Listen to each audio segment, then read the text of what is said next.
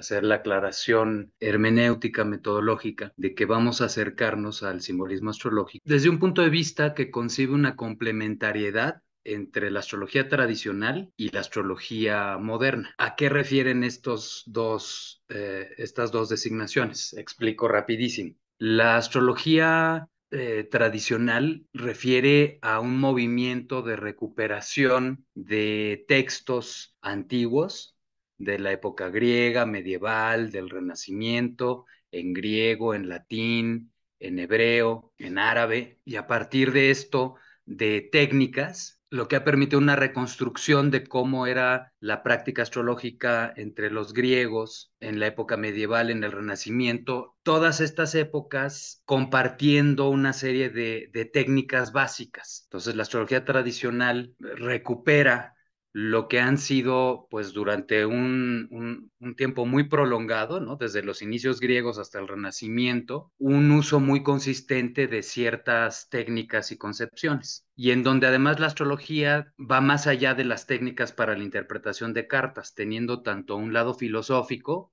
y de práctica ritual y espiritual, como un aspecto remedial.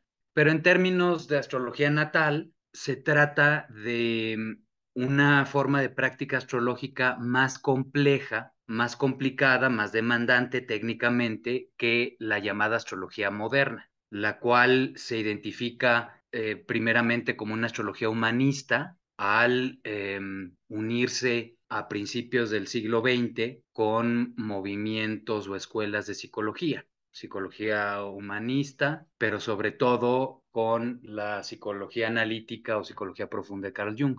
Y esto a partir eh, de un ejercicio técnico que tiene su raíz en la manera en que los movimientos teosóficos de finales del siglo XIX y principios del XX, pues resucitan, recuperan a una tradición astrológica agonizante en el occidente, pero que ya está muy desconectada de varios de sus principios, tanto teóricos como prácticos. Y por eso la astrología moderna suele ser más simple, pero sobre todo más limitada en lo técnico. Ahora, lo que vemos al día de hoy es una cierta tendencia a la integración o a una visión de complementariedad entre estas dos visiones de la astrología.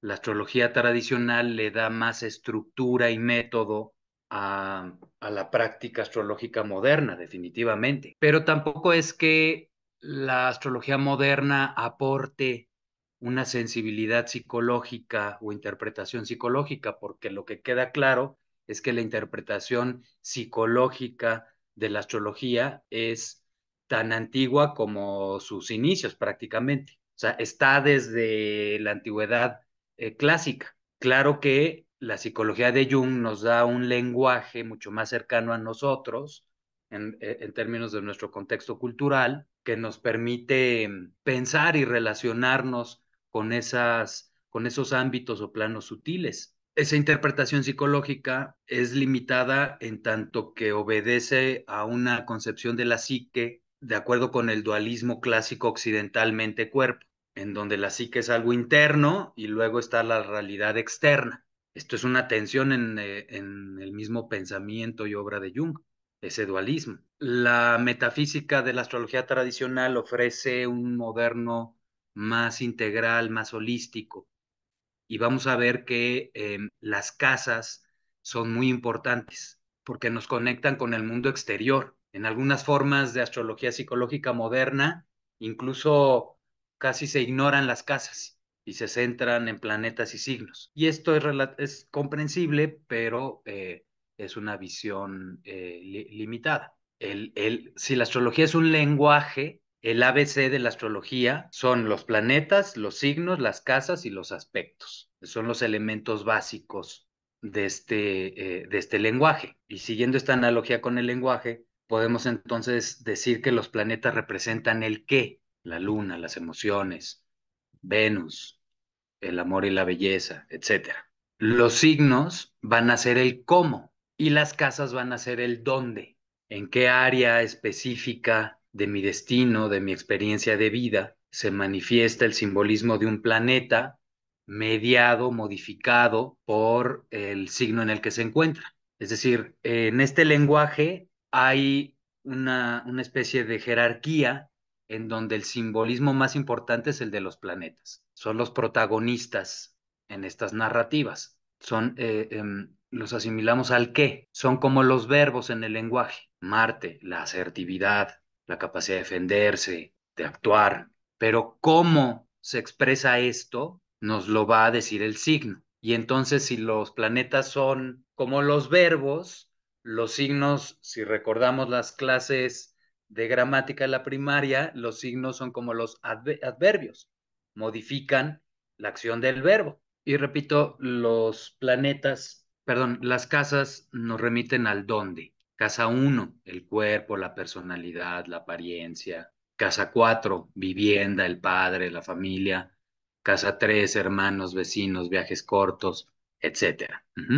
Que en las casas también encontramos significados que llamaríamos internos, pero principalmente implican pues el ámbito específico de nuestra experiencia como almas encarnadas. Las casas son los templos, 12 lugares, 12 templos, y de acuerdo con una visión en donde el cosmos es sagrado. O sea, a diferencia de la astrología moderna, la astrología tradicional implica un mayor compromiso con el mundo que nos rodea, no solo con la realidad interna, psicológica, sino también externa. Lo que pasa es que aquí la psique, el alma en primer lugar, tiene una realidad colectiva, metafísica, y en segundo lugar, una realidad subjetiva o particular.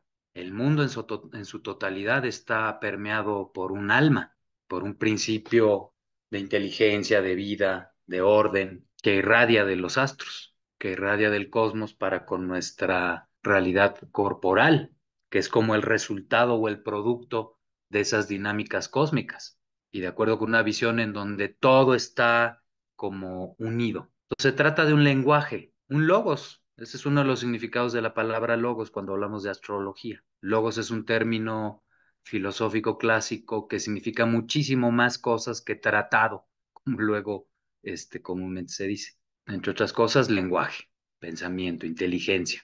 Hay distinciones básicas respecto al simbolismo de los planetas, maneras de agruparlos. Entre el simbolismo de los planetas encontramos, primero que nada, a las luminarias, el Sol y la Luna. Estos dos planetas encabezan cada uno una de las llamadas sectas planetarias. El Sol es el líder de la secta diurna, la Luna, reina de la noche, encabeza la secta nocturna. Se trata de agrupaciones de los 7 planetas clásicos en dos grupos de tres planetas diurnos, tres nocturnos, Mercurio siendo considerado tanto diurno como nocturno y tanto benéfico como maléfico, otra distinción de la cual ahorita vamos a hablar, vamos a explicar. Entonces, los planetas diurnos en este orden son el Sol, Júpiter y Saturno. Y ahorita voy a hablar de los transpersonales, ¿eh?